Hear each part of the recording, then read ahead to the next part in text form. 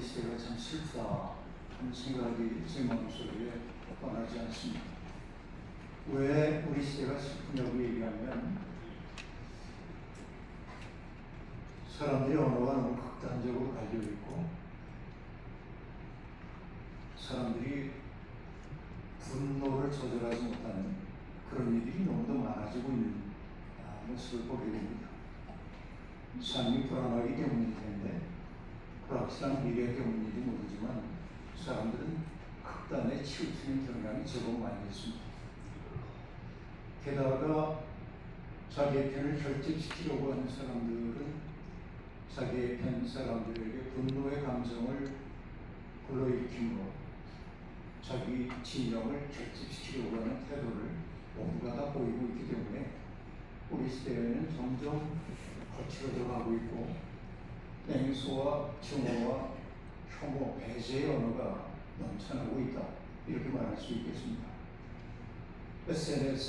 저는 SNS 하지 않고 있습니다만 거기에서 이제 넘치는 언어들도 배제의 언어들이라고 이야기를 하고 있는데, 우리가 이 기가 막힌 세상에 사람으로 초대를 받았다고 하는 것은 하나님의 마음에 동참하라고 하는 부름이라고 늘 생각을 하는데, 하나님의 마음이 어떤 겁니까? 라고 묻는다고 한다면 아낌이다, 그렇게 얘기합니다. 아낌만 하는 것이 없다. 하나님은 정말 세상에 존재하는 모든 것들을 아낍니다. 아끼는 그 마음의 핵심은 뭐냐? 서로를 깊이 존중하는 마음이라고 얘기할 수 있겠습니다. 아낌과 존중이 사라진 세상, 이 세상이 우리를 매우 힘들게 만들고 있는 것이 우리의 현실입니다. 우리가 하나님을 창조주로 믿는다는 말의 의미는 어떤 것일까요? 사람들은 창조론하고 얘기하면 늘 그 대척점에 진화론을 놓고 어느 게 옳은가 이렇게 따지려고 합니다. 그러나 우리는 창조론을 믿는다고 하는 것은 우리의 삶의 태도를 결정하는 문제이기도 합니다. 하나님이 온 세상을 창조하셨음을 믿는다고 얘기할 때 내 삶의 자세는 어떠하냐면 매우 조심스럽고 공경하는 마음일 수밖에 없습니다. 하나님이 창조하신 세상에 우리들이 보냄을 받았기 때문에 조심스럽게 세상도 대하고 사람들을 대해야 합니다. 그래서 하나님을 창조주로 믿는 사람들의 으뜸가는 특색은 아끼는 거다. 물건 아끼는 것만 얘기하는 게 아니고 사람을 아낄 줄 아는 거. 우리 시대의 슬픔이 바로 여기에 있다고 저는 느낍니다. 아끼지 않는 거. 나하고 조금만 차이가 나면 배제하고 냉소하고 밀어내고 이런 것들. 이게 이제 점점 내면화되고 있는 것이 우리 시대의 가장 큰 슬픔이라고 저는 그렇게 느끼고 있습니다. 오늘 우리가 요한일서의 말씀을 봤습니다만 요한일서는 요한복음과 더불어서 요한 공동체에 쓰여진 책이라고 얘기할 수 있겠는데, 요한복음도 그렇지만은 요한 1, 2, 3서는 내내 그 핵심어가 있다고 한다면 사랑입니다. 너희가 서로 사랑해라 하는 이야기가 요한복음에도 요한서신에도 반복하여 나타나고 있습니다. 그러면 요한 공동체는 왜 그렇게 사랑이라고 하는 그 이야기를, 어떻게 보면 사랑이란 말이 오늘 우리 시대에는 너무 낡아버린 말인데, 사랑이란 말이 너무 흔해 빠진 말처럼 느껴지는데 어쩌자고 요한 공동체는 사랑이라고 하는 말을 그렇게 많이 사용했을까? 여기 두 가지 배경이 있다고 얘기할 수 있겠는데요. 첫째는 뭐냐면 유대교의 그 한 분파로 시작됐던 예수운동이 예수님과 더불어서 완벽하게 새로운 세상을 열어가기 시작하자 유대교인들이 매우 불편하게 여깁니다. 그래서 예수 믿는 사람들을 회당 공동체에서 쫓아내는 일이 빈번하게 일어나기 시작했습니다.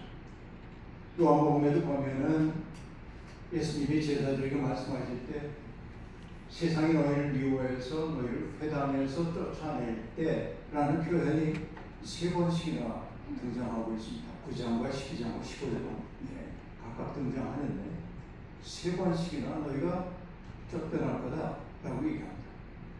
그러면 여러분 예를 들어서 이 종파교회 다니는 누군가가 교회에서 쫓겨났어.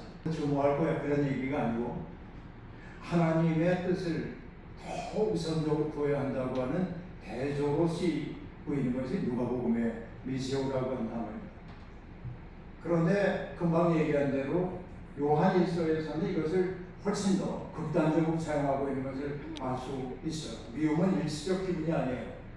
형제 자매가 없어지기를 바라는 극단적인 태도를 뜻하는 겁니다. 그럼 여러분 우리의 마음속에 왜 이런 미움이 찾아올까요? 누군가를 미워하는 것이 태도가 되는 까닭은 뭘까요? 그 사람에게 문제가 있어서 그렇게 얘기하고 싶은 마음이 듭니다. 근데 여러분 가만히 따지고 보면 내 앞에 있는 어떤 대상이 밉살스럽기 때문에 미워하는 것도 있지만 그 사람 때문에 내가 위험에 처할 수도 있다고 하는 두려움이 그를 미워하게 만듭니다.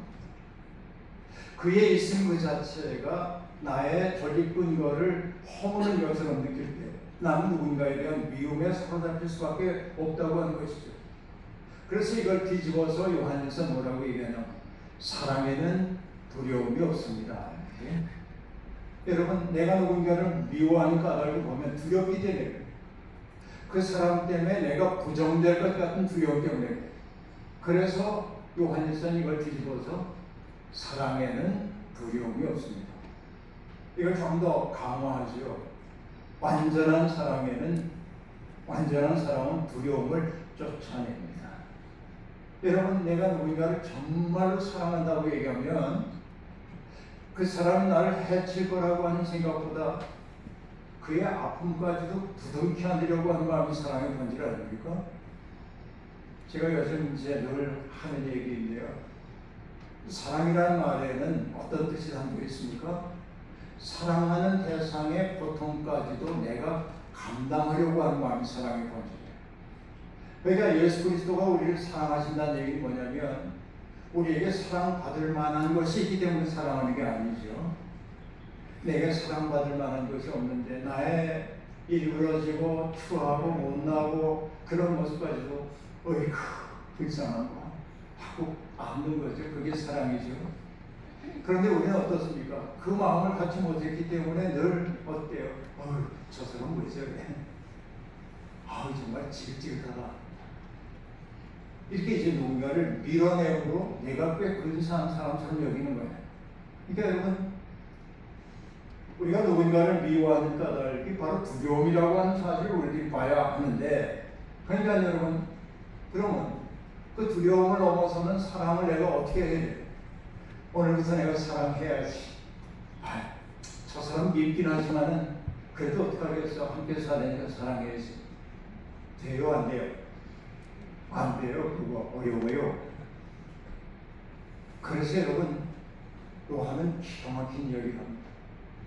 뭐라고 얘기하냐면 우리가 뭘 기억해야 되냐면 주께서 우리를 먼저 사랑하셨다는 사실을 내 마음속에 확신해야 돼요. 네? 이게 이제 중요한 거예요.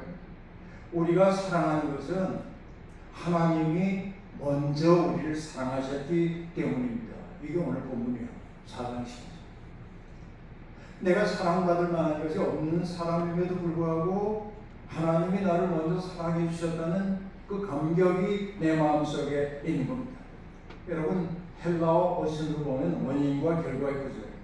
사랑은 내가 의지적으로 억지로 만들어내야 하는 것이 아니라 이미 받은 사랑에서 흘러넘치는 게 사랑이라고 그렇게 얘기하고 있음을 알 수 있습니다. 그러니까 여러분 이 극단의 시대에 사랑하라는 말이 도덕적 부담감으로 다가올 수 있지만 먼저 해야 할 일은 뭡니까? 내 속에서 하나님의 사랑이 먼저 채워져야 한다는 얘기입니다. 종종 제가 하는 얘기입니다만은 일제시대의 성서조선이라고 하는 그 책을 내셨던 김교순 선생님이 재미나는 얘기를 합니다. 여러분 우리 몸에 상처가 나면 상처를 치유하기 위해서 몸이 굉장히 이제 애를 쓰죠.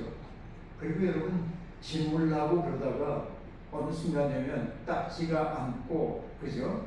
그 딱지가 이제 꾸덕꾸덕해지고 그러다가 이게 검은색으로 변하고 그러면 상처가 안 물어가는구나 하는 거 아는데, 여러분 다 경험해 봤을 거예요. 딱지가 떨어질 무렵이 되면 얘가 빨리 사라지고 싶어서 딱지 끝에 있는 걸 조금씩 잘라내고 그러다가 마침내 뭘 해요? 다 떨어졌지? 그리고 뛰어. 그래서 어떻게 돼? 또 빨간 게 또 나오고. 이 경험도 다 있죠? 근데 김교신 선생님이 그 얘기를 하는 거예요. 그러면서 뭐라고 얘기하냐면, 딱지는 외부에서 끼면 안 된다는 거예요. 뭡니까?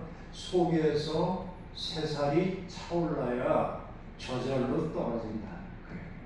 그러니까 여러분, 내가 누군가를 의지적으로 사랑하는 건 매우 어려운데, 하나님의 사랑이 내게 넘칠 때, 나의 인생이라고 하는 게 말할 수 없는 하나님의 사랑의 비심을 깨닫기 시작할 때, 내 속이 채워졌을 때, 비로소 쓴 뿌리와 같은 딱지가 떨어져 나가고 누군가를 사랑의 시선으로 바라볼 수 있다는 말이죠. 이게 무엇보다 중요한 일이라고 볼 수 있겠습니다. 누가 하나님을 사랑한다고 하면서 자기 형제 자매를 미워하면 그는 거짓말쟁이입니다. 보이는 자기 형제 자매를 사랑하지 않는 사람이 보이지 않는 하나님을 사랑할 수 없습니다. 단적으로 얘기합니다. 이게 무섭습니다. 그러니까 거꾸로 얘기하면, 내가 하나님을 사랑하는지를 뭘 보면 알 수 있냐면, 나의 주변에 있는 사람들을, 그가 내 마음에 드는 사람뿐만 아니라 때때로 나의 비유를 거스르기도 하고 때때로 내게 손해를 입히기도 하는 그를 사랑의 시선으로 바라보고 있는가를 보면 내가 하나님 사랑하는지 알 수 있다. 그래서 사랑받을 만한 자격이 없게 여겨지는 사람을 내가 마음으로 받아들이고 그의 속에 아름다운 생명을 깨워주려고 애쓰게 될 때, 성경은 뭐라고 얘기합니까? 세상은 그런 모습을 보고 너희가 내 제자임을 알 것이다. 예수 믿는 사람들의 삶이 그러해야 한다고 얘기하고 있습니다. 여러분, 그래요. 우리 공동체 안에서 경험하는, 우리 청파교회 안에서 우리가 경험하는 이 사랑이 우리끼리만 머물러서는 안 되고, 그 사랑이 물결처럼 번져가기 시작해야 하고, 또 우리 교회가 늘 얘기하고 있는 것처럼 그것이 하나님이 창조하신 세상이 속도롭게 망가지고 있는 세상에서 생명에 대한 사랑으로 확장되어 나가고, 그 사랑의 물결이 우렁우렁 퍼져나가서 마치 요한계시록에 등장하고 있는 그 천상의 예배 광경처럼 보좌에 앉으신 분과 그 옆에 죽임을 당한 것 같은 어린 양을 참여했던 네 생물의 찬양과 24장로의 찬양, 천군 천사의 찬양이 우주적 찬양으로 번져가는 것처럼 우리 속에서 시작돼.